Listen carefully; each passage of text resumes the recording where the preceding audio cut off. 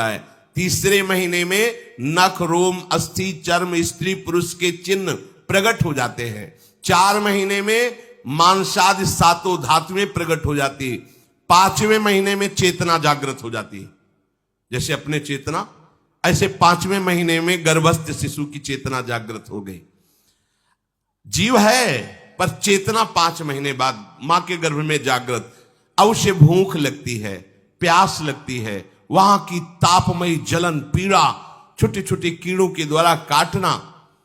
6ठे मास में झिल्ली से लपटा हुआ मां की दाहिनी कोख में कीड़े की तरह तड़पता है। उस समय माता को कड़वे और खट्टे पानी की लालसा होती है, जिससे उसके अंगों में जाकर भयंकर जलन होती है। यह है भोग। वो कृमि कीड़े की तरह तड़पता है। मलमूत्र के गड्ढे में बीच में झिल्ली में बंधा हुआ वो जीवात्मा सुकुमार तो होता है, वहां के कीड़े उसे नोचते छोटे छोटे, वो तड़पता है। माता प्रसन्न होती कि जब बच्चा हिलता है, बोले है उसकी दुर्गति हो रही, वहां भयंकर कष्ट पा रहा है। ऐसा क्लेश होता है कि क्षण क्षण में बेहोश होता रहता है।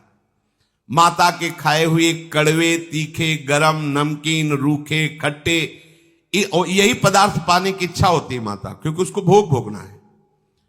उसके कोमल शरीर में भयानक पीड़ा होती है जब माता ऐसे पदार्थ खाती है। गर्भाशय की झिल्ली में लिपटा हुआ, आंतों और मलमूत्र से घिरा हुआ सिर, पेट की और पीठ और गर्दन एक कुंडलाकार, ऐसे कंकण जैसा, ऐसी आकृति गर्भस्थ शिशु की होती है। पिंजड़े में बंद पक्षी के समान पराधीन, ना तो वो हिलडुल सकता है, ना बोल सकता है। बड़ा असमर्थ दुख को भोग रहा है। चेतना पूरी है। इसी समय भगवान द्रवित होकर उसे ज्ञान देते हैं, गर्भस्थ शिशु को, सबको। जे उसे ज्ञान होता है तो सैकड़ों जन्म के कुकर्मों से याद आते हैं, सैकड़ों जन्म के। ओहो, ये मेरे कर्म का ही फल, मैंने ऐसे कर्म किए इसलिए दुख भोग रहा हूं। बेचैन हो जाता है, कैसे निपट पाऊंगा, सैकड़ों जन्म के कर्म जमा है। अब महान अशांति उसके हृदय में, उस शरीर में भयंकर पीड़ा। कुंडलाकार शरीर है, हिल भी नहीं सकता है, बस कीड़े काटते, बड़ी तड़पन, बड़ी जलन, भूख प्यास की जलन। अब एक और भयानक जलन हुई, उसे स्मरण हो जाता है कई जन्मों के, सैकड़ों जन्मों के पाप कर्मों का। 7वां महीना आरंभ हुआ कि ज्ञान का उन्मेष हो गया। अब प्रसूति वायु उसे चला रही है, तड़पता है वो। सप्त धातु में स्थूल शरीर से बंधा हुआ वो जीव भयभीत होकर के पुकारता है, अगर कोई भगवान है तो एक बार मुझे यहां से निकाल दे। वो विनय करता है भगवान से, कोई अगर भगवान है जिसने मुझे इस बंधन में डाला है, एक बार निकाल दे, यहां से जाके केवल भजन करूंगा। जीव कहता, जंतुरुवाच तस्योपशन्नमवितुम जगदिच्छयात् नाना तनोर्भुवि चलच्चरणारविंदम सोहम ब्रजामि शरणम रकुतो भयम में येने दृशी गतिरदर्श सतोनुरूपा। हे प्रभु, मैं बड़ा अधम हूं। ये ज्ञान भगवान की तरफ से गर्भस्थ शिशु को होता है। देखो, स्वयं वो इतना कष्ट पा रहा है, फिर जब आप गर्भ हत्या करते हैं तो आपका पाप कितना बड़ा होगा, सोचो। सब माताओं से विनय है, संयम से रहो, सावधान रहो। ये हत्या ऐसी नहीं कि तुम्हारे दान पुण्य से क्षमा हो जाएगी। ये जो भ्रूण हत्या है, गर्भ हत्या है, बहुत बड़ा पाप है। आप लोग अज्ञान के कारण इसको ध्यान नहीं देते, इसे खिलवाड़ समझते हो। कितना ज्ञान है। बेटी ही मां है, बेटी ही बहन है, बेटी ही पत्नी बनती है, बेटी ही किसी के जीवन को धारण करने वाली बनती है। और आपने गर्भ में देख लिया बेटी है, तुम स्वयं मां होकर उसका साथ दे रहे हो उसका नष्ट करने के लिए। हमारी तो बात ही समझ में नहीं आती, क्या बुद्धि भ्रष्ट हो गई। अगर पुरुष का इतना महत्व है तो बेटियां ना हो तो तुम्हारी कौन सी गति होगी, सोचो जरा। जीना मुश्किल हो जाएगा तुम्हारा। तुम पुरुष किस काम के रह जाओगे। तुम्हारा अर्धांग काट दिया जाए तो तुम कैसे होगे। ये स्त्री स्वरूप अर्धांग है। जिस घर में एक मां बहन नहीं है, स्त्री स्वरूप नहीं, श्मशान जैसा वो होता है। ध्यान दीजिए, ये बहुत बड़ी गलती है जो अपनी बेटियों की हत्या करते हैं। और ये वो पाप है जो अक्षम्य अपराध है। स्त्री हत्या करना शास्त्रों में बहुत बड़ा पाप कहा गया है। फिर वो तो बच्चा है, बिल्कुल नहीं। जिनसे हो गया है, श्रीमद् भागवत का सप्ताह मूल संस्कृत से सुनो और भगवान से प्रायश्चित प्रार्थना करो कि हे नाथ, भूल से गलती हो गई, दूसरा कोई उपाय नहीं। ध्यान से समझ लीजिए, तुम्हारे भ्रूण हत्या गर्भ हत्या के पाप को नष्ट करने में एकमात्र श्रीमद् भागवत समर्थ है, दूसरा कोई नहीं। कोई दान पुण्य तीर्थ स्नान तुम्हें क्षमा नहीं कर पाएगा। यह ऐसा महापाप है। अगर हृदय में जलन करके और मूल संस्कृत के द्वारा पूरी 7 दिन में भागवत श्रवण की जाए नियम से, तो भागवत समर्थ है, इस हत्या के पाप से भी आपको मुक्त कर देगी। जिनके ऐसे हत्या हो गई हो करवा लो, नहीं तो बुद्धि आगे भ्रष्ट करके तुम्हें हरि गुरु से विमुख कर देगा। ये पाप ऐसा नहीं कि तुम्हें 2-4 माला घुमाने से क्षमा हो जाएगा। ये महत अपराध है। सबकी समझ में नहीं आता, समझ जाओ, नहीं तो आप जहां भी हो वहीं से भ्रष्ट कर देगा। ये अपराध नष्ट नहीं होगा, श्रीमद् भागवत की कृपा से नष्ट हो जाएगा। यह हमें बहुत विश्वास है। श्रीमद् भागवत सप्ताह की यह है ही महामहिम। प्रेत योनि को प्राप्त धुंधकारी को सीधे भगवत पार्षद स्वरूप देकर परम पद में आरूढ़ कर दिया। केवल 7 दिन की मूल संस्कृत एक भी श्लोक नहीं छूटना चाहिए।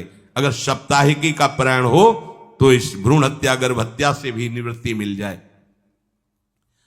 अब वो जीव भगवान को पुकारता है, मैं बड़ा नीच अधम हूं।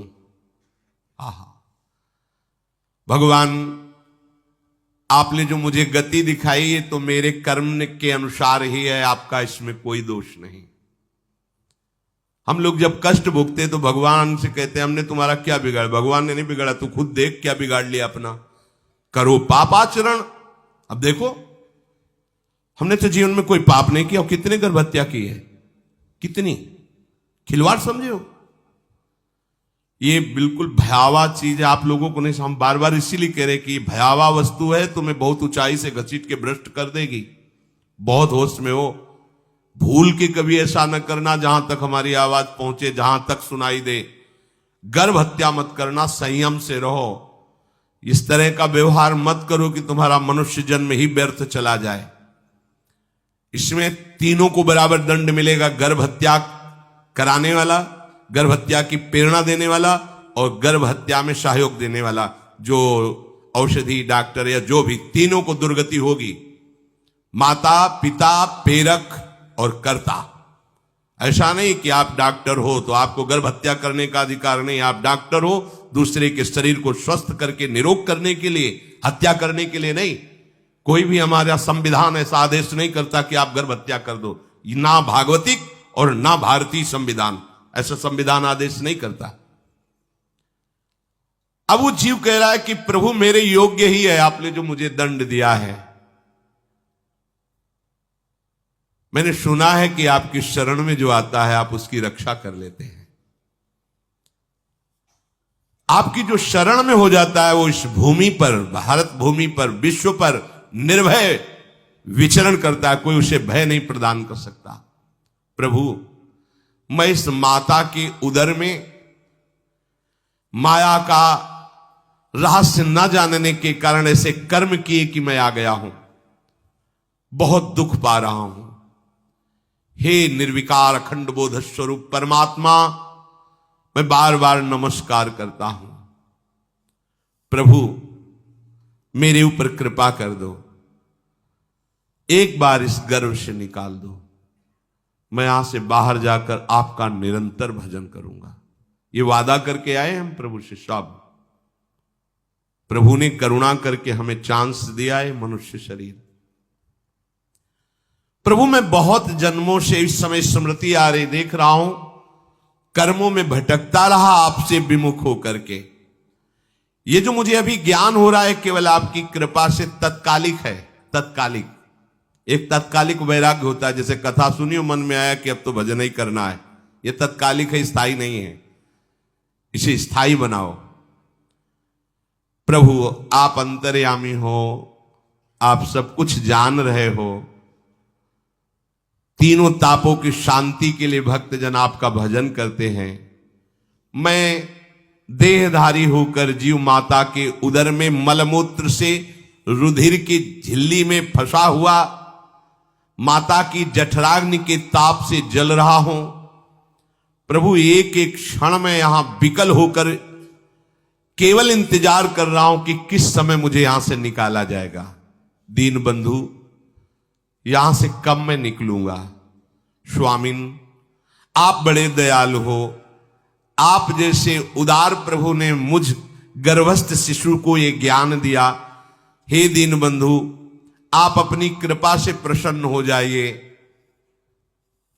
प्रभु एक बार निकाल दीजिए। मैं ऐसा भजन करूंगा कि दोबारा संसार के दुख में नहीं आऊंगा। कपिल भगवान कहते हैं, हे माता, वो गर्भस्थ बालक शिशु भगवान से प्रार्थना करता है। भगवान का आदेश होता है, तत्काल प्रसव वायु धक्का मारती है। जे ही प्रसव वायु धक्का मारती तो उसको ऐसा भयंकर कष्ट होता है, जैसा पीछे लिखा है कि जैसे जिंदा किसी की चमड़ी उतारी जाए, ऐसा मां के गर्भ से निकलते समय उसे कष्ट होता है। वो अत्यंत कष्ट से व्याकुल होता है। उसी समय उसका वो ज्ञान नष्ट हो जाता है जो भगवान ने दिया था। उस समय उसकी श्वास की गति रुक जाती, जैसे किसी का गला दबा दिया जाए तो कैसा लगेगा। ऐसे ही पूरी की पूरी भागवती की स्मृति नष्ट हो गई। होश आया तब देखा कि वो बाहर पड़ा हुआ है, माता के उस मलमूत्र में सना हुआ बिष्ठे की कीड़े की तरह। गर्भवास में जो दिव्य ज्ञान प्रकट हुआ था भगवान की कृपा से, वो सब नष्ट हो गया। भूमि परत भा ढाबर पानी, तिम जीवे माया लपटानी। चेतन आई तो रोने लगा। वो ज्ञान कहां गया, वो ज्ञानदाता कहां गया। वो कहता कहां कहां, बोले थाली बजाओ, बच्चा हुआ है। और वो तो रो रहा है कि कहां, वो ज्ञान कहां गया जिसके बल से मैं कह रहा था कि बाहर निकाल दो, मैं आपका भजन करूंगा। सब खत्म ज्ञान। जो लोग उसका अभिप्राय नहीं समझते, वो उत्सव मनाते हैं। बालक हुआ है, वो रो रहा है, वो कहां गया ज्ञान, कहां कहां कहां। छोटा बालक यही रोक कहता कहां। अभी जो ज्ञान उत्पन्न हुआ था, जो अभी भगवान का बोध हुआ था, वो कहां गया, कहां गया। घर परिवार के लोग उसका पालन पोषण करते रहते हैं। उसमें कोई निषेध करने की शक्ति नहीं हो रही। मच्छर काट रहा है, दुख हो रहा है, हटा नहीं सकता बालक। उस जीव को शिशु अवस्था में जब कपड़ों पे लिपेट कर ऐसे लिटाया जाता है तो इतना कोमल त्वचा होती कि कपड़े भी उसको, जैसे खुजलाहट है, पीड़ा है या जलन है, बिल्कुल कोमल त्वचा होती, कुछ नहीं कर सकता हो, बस रो सकता है। ना खुजलाने की, ना करवट बदलने की, ना उठने की कोई सामर्थ्य नहीं। बड़ा कष्ट पाता है बाल्यावस्था में, क्योंकि त्वचा बड़ी कोमल होती, दास मच्छर आदि जीव उसको काटते हैं। गर्भावस्था का कोई ज्ञान नहीं रहा, सिर्फ रोना ही रोना रह रहा। इस प्रकार उसकी बाल्यावस्था कटी, कौमार अवस्था आई, पौगंड अवस्था, इनमें वो खिलवाड़ में फंस गया। जैसे जैसे बड़ा होता जाता, चेतना, गुनगुना, ये कार, ये प्लास्टिक के ऐसे उनमें मगन है। देखो ना छोटे बच्चों को, अज्ञानवश इसकी ये अवस्था कट गई। बड़े भाग्यशाली ऐसे भी बच्चे हैं जो तुतला के बोलते हैं, उनकी मैया कहती राधा बोलो, राधा। देखो ये सौभाग्य। प्रणाम है उन माताओं को जो अपने बच्चों को भगवान नाम बुलाते हैं कि आप बोलो श्री हरिवंश बोलो, राधे राधे बोलो। धीरे धीरे उसकी युवावस्था पहुंची। इस समय उसके अंदर एक भूत सवार होता है। जवानी का भूत है, ये सबके सवार होता है। अगर मंत्र चल रहा है तो भूत नहीं चढ़ेगा, नाम चल रहा है तो भूत नहीं चढ़ेगा, नहीं तो भूत चढ़ जाता है। ये कुछ भी करवा सकता है भूत, भूत ही तो है ना। वैसे ही पंचभूत लिपट गए, ये ऊपर से जवानी का और भूत सवार हुआ तो जौवन ज्वर के ही नहीं बलकावा। जवानी में कोई भी ऐसा अपराध नहीं जो हो ना जाए।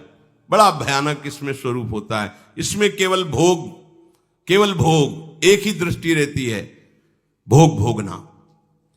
अज्ञानवश जब भोगों की प्राप्ति में बाधा पड़ती तो भयंकर वो क्रोध करता है, शोकाकुल होकर हिंसा कर बैठता है। जैसी घटनाएं सुनने को मिलती।